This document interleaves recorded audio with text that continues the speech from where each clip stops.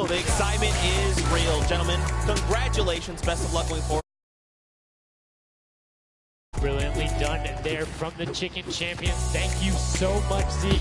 They're excited to be there. They stuck to the gameplay. And shout out to Bensoy. The one thing he was looking forward to on this trip, he wanted to play in front of a big crowd. He got that moment, running through, securing that for the Chicken Champions. And immediate El Rubius turned to him and was like, it's all him, man. He put the team on his back or put the team in his dumpster. I don't know, that normally that wouldn't be a good thing, but in this circumstance, hey, it worked out for him. Yeah, another prop to Kyoto as well. The only, or one of two controller players here, you know, in the creative finals, so very nice of him to kind of represent for those guys as well. Again, showing that he got the moves up there. He had the moves, was able to find the right angles, and now we've seen some developments from match 1 to match 2. Yep. What was the big thing that stuck out from you that was different? In that last one, honestly, finally seeing someone pick up those point rocks, right? Using those are points right there. But with that, we'll jump over to Bala and take a fun look at some of the things that developed in our last few moments. Thank you so much, guys. Yes, the Junkyard Juke is developing nicely. Everybody's starting to figure out what all the different tools and props they have available to them. So with that, we're going to hop into some of the tips and tricks that I've seen from the Junkyard Juke so far. We can roll the clip right now as all these players. First thing I want to point out is there are these springboards. Unfortunately, Dan Yen gets picked out of the sky there. Not too happy about that. But moving on to Tomoya using the statue. This is one of the interesting scores I saw with the statue, those higher point objects being useful. Scissors here with the springboard, the recovery, and just barely doesn't get into the incinerator at the last second. And then here we have Tomoya, no, sorry, we have, again, just an awesome run towards there, looking like a scene out of everybody, you know, crossing the street at the same time. Here's Gracious hitting some amazing shots through the black. And then he just continues shooting, just hoping that he can get a shot. This is the other team, the Cuddle Crew, doing the same thing, but then also synchronizing, making sure they have coverage on all angles. Finally, an amazing call. We'll see them in a second, but this is what he did. Always timing it so that he can get in and make sure that his teammates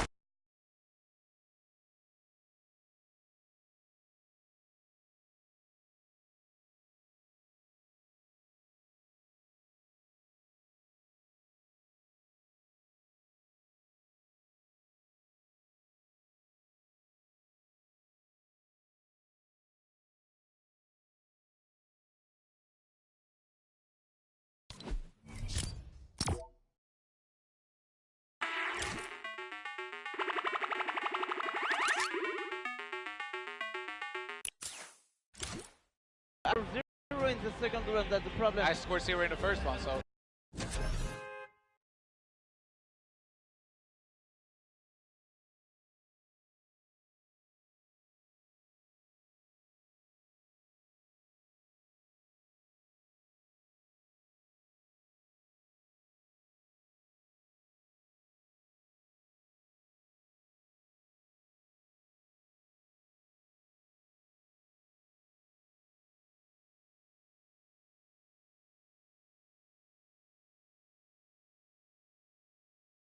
Every single time, brilliantly done from them, but will they be able to take back that top spot? We've seen them do it. If they can grab that Silver Llama, they'll be in such a good spot, but right now, they aren't seeing the same success they saw before. Yeah, you want to get the Silver Llama, but to get there, you got to make a new strategy. I think that right there, there was a lot of information in that bit right there. You kind of noticed the team synergy, and he said something very important in his interview there. Talked about being patient. You really have to be patient. You can't let the frustration get to you. You saw Scissors very expressive on the cam.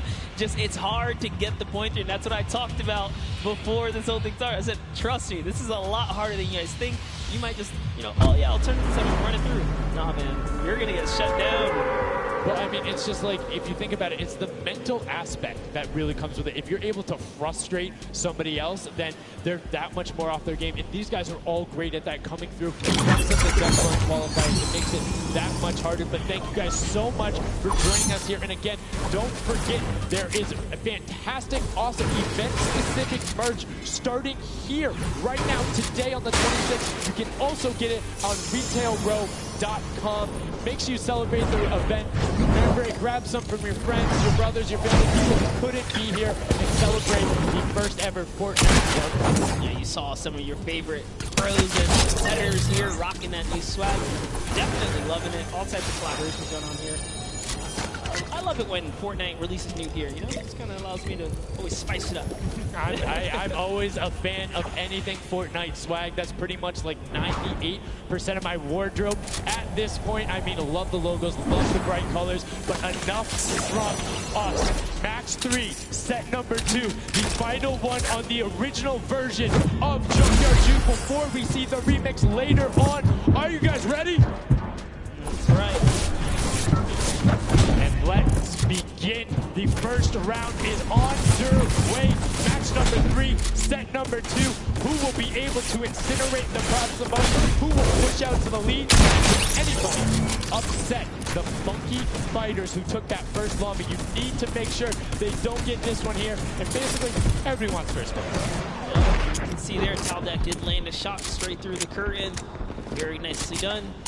Another kind of lane, right? You want to look at your lane, see which lane is available to you that's easy to maneuver the objects you want to bring through. Flytex, for example, here is using a bear. There are no bears in this section, but he says, you know what? It's all good. I can sneak this around. So the big thing with the bear, though, that you don't really see is the coloring. In the junkyard, you're a little bit in those desert biome situations.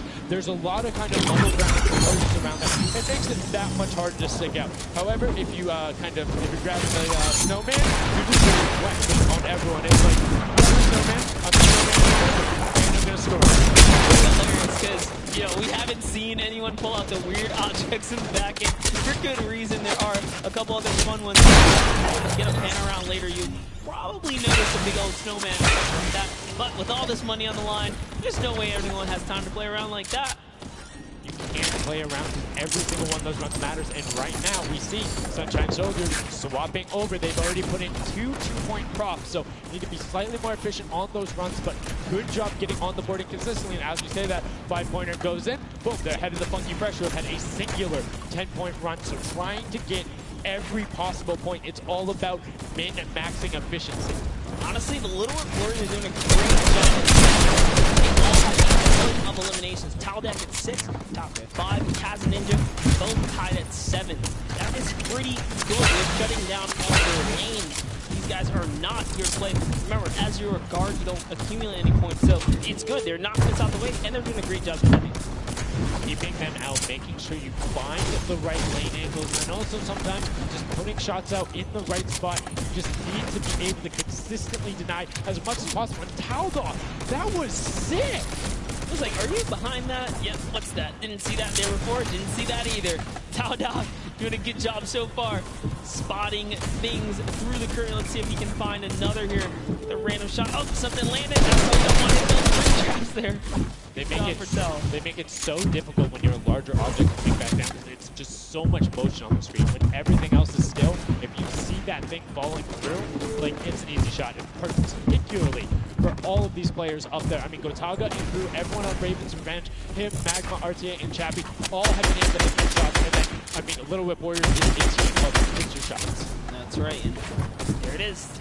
Last opportunities to make a point have just concluded. And that was the first round for these. So we're going to switch up the guards now.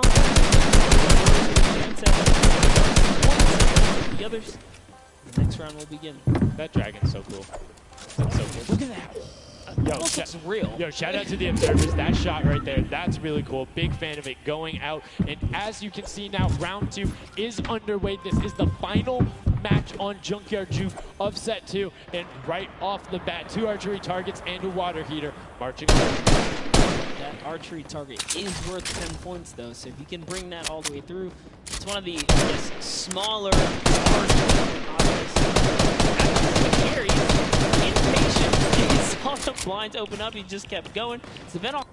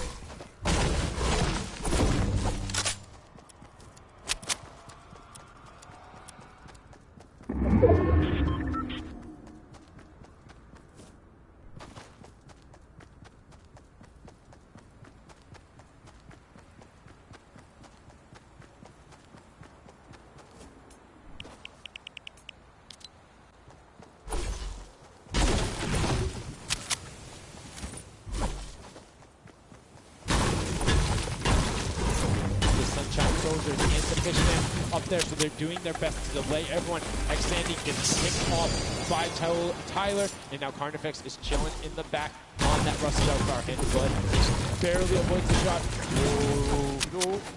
Oh, saw the hitbox going through there. The Tracers finding a way through the window, but not enough as Racius gets in. 2 more 10-point props also going over, and we're seeing, I think, a little bit closer of the score here, minus the fact that the Chicken Champions haven't shot.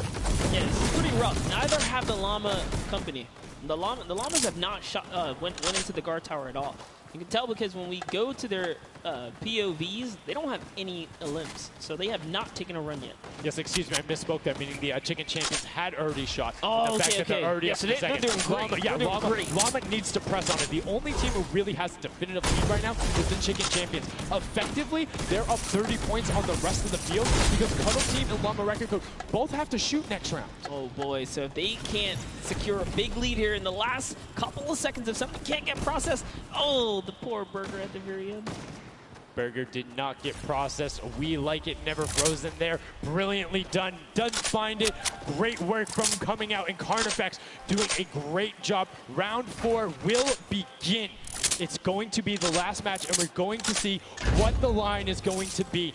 Who is up in the tower? Who will be able to defend? And can they hold them off? Again, it's Llama Record Co. and the Cuddle crew up there. It's already up there. And you can see the Chicken Champions were able to connect, so it's all about can a Little Whip and them catch up. They need a fantastic run, and they have to do everything to deny him, and you can see right away already tunneling in on those 10-point props. Yeah, the Cuddle crew cannot earn points. The Chicken Champions already have the lead. They just kind of continue to press on here.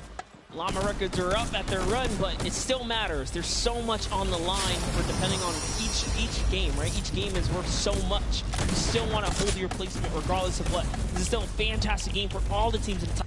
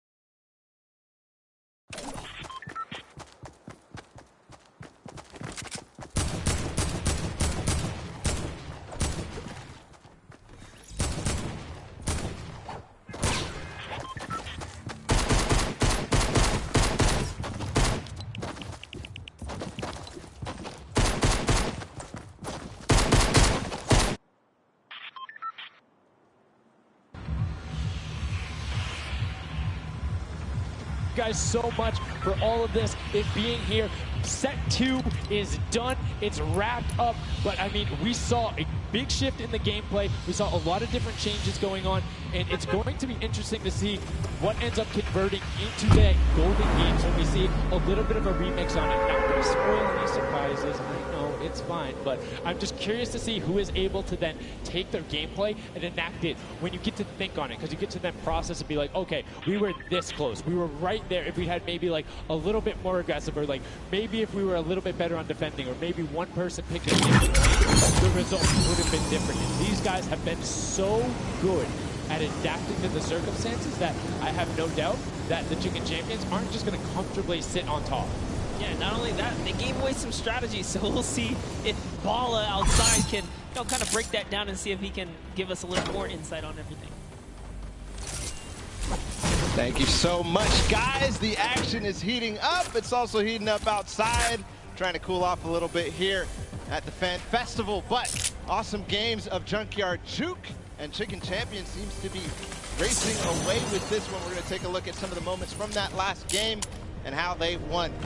So here, first off, just having a good time in the front, and also maybe also flexing a little bit their trophy that they may have just secured in terms of a llama. We'll find out that later. But their strategy the entire time, they said it before in the last game, they're just trying to go for the high points. They're just trying to score these, at least getting not those 2 points that Monster was advocating for, but go for the statues, go for the boilers, all those things that net you tons of points, and that's how they came out to a lead. Here it is again, then just cheering on. We have the reactions from the Chicken Champions on their win as well. Nice trophy lifts. Maybe they'll be doing that later on here. The statue using that to get above the opponent's vision, their field of view, so that they can't see, they can't hit their shots. The reactions of the win. Just bliss as they win their second game there on Junkyard Juke. Absolutely amazing stuff, guys. Can't wait to see who's going to earn that and who's going to continue on towards their path to the Creative World Cup champions. Thank you so much, Bala, for that in-depth analysis. Now, I know you guys want to see the standings. We want to see them as well. Unfortunately, there was a slight little hiccup. We want to make sure everything is right, because this is a huge moment for all of these guys up on that stage. So while we sort that out, we're going to go to a quick break, and when we come back, we will have the standings after set 2, and then move into set 3, which is the world premiere, never before seen world run. So if you need to go do anything, go do it now. Take your bio breaks, take care of everything you need, and then we will be right back.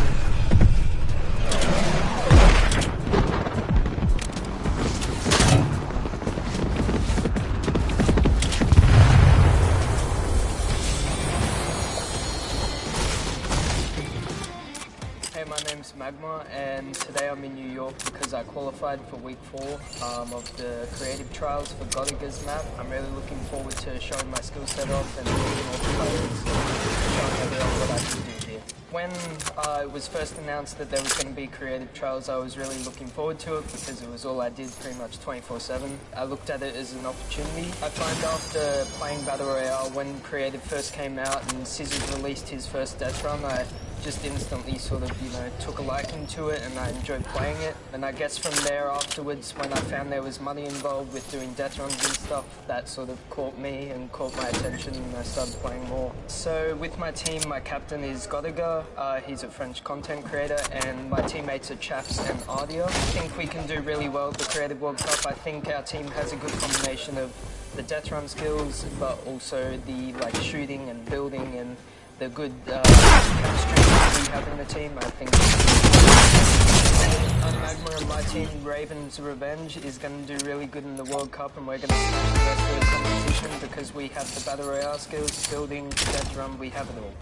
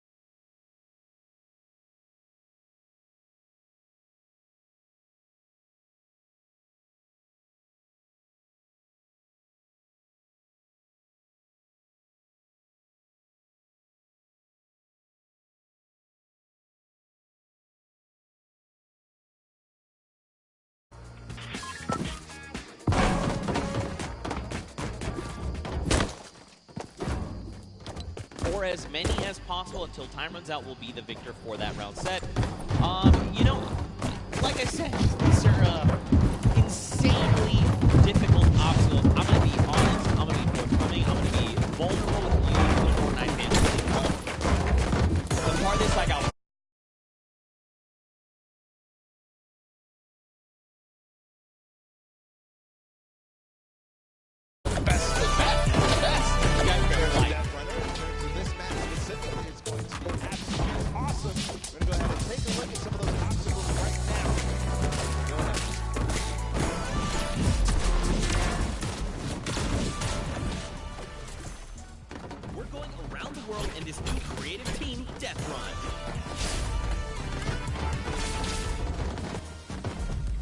Challenging new creative game, 8 teams of 4, led by some of your favorite content creators from around the world, will compete to collect all the coins in their lane faster than everyone else.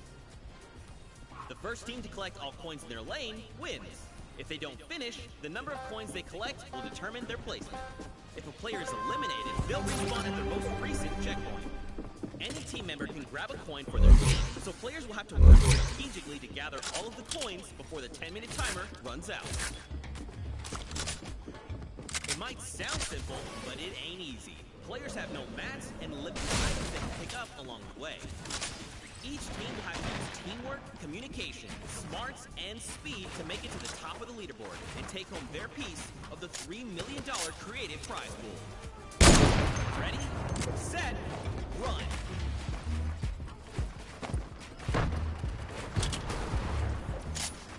See, I do not know how to use this while you were here. That did not sound like you here at all, and I didn't see your mouth move. I'm magic. That's how it goes. That's just how it goes. But yeah, they're getting ready to hop into the game right now. Speaking of which, let's just go ahead and do that. I think this is going to be very, very fun. We are getting ready. If you guys here in the stadium are ready and excited, let's do these right now. Man, that's so weak. No. Okay, let's pretend the first one never happened. Like I was saying, if you guys want to let these teams know how you're feeling, let them hear it. Yeah, that's what I like to see. Anybody here for the World Cup, yo? Game Not for this. begins. Here we go, the world premiere of the world. See how they do out of the gates.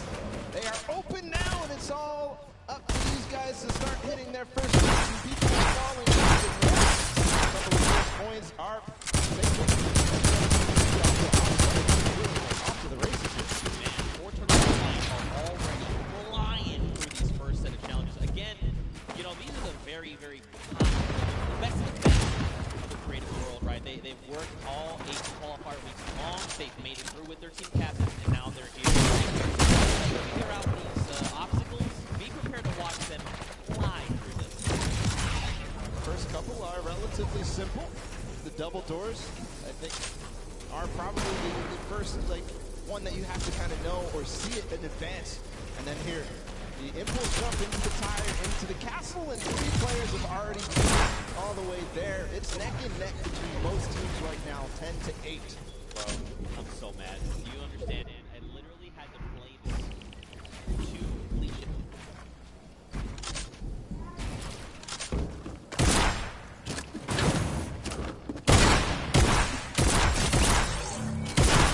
Where did he come from? Look, watch it. How did he even get up there?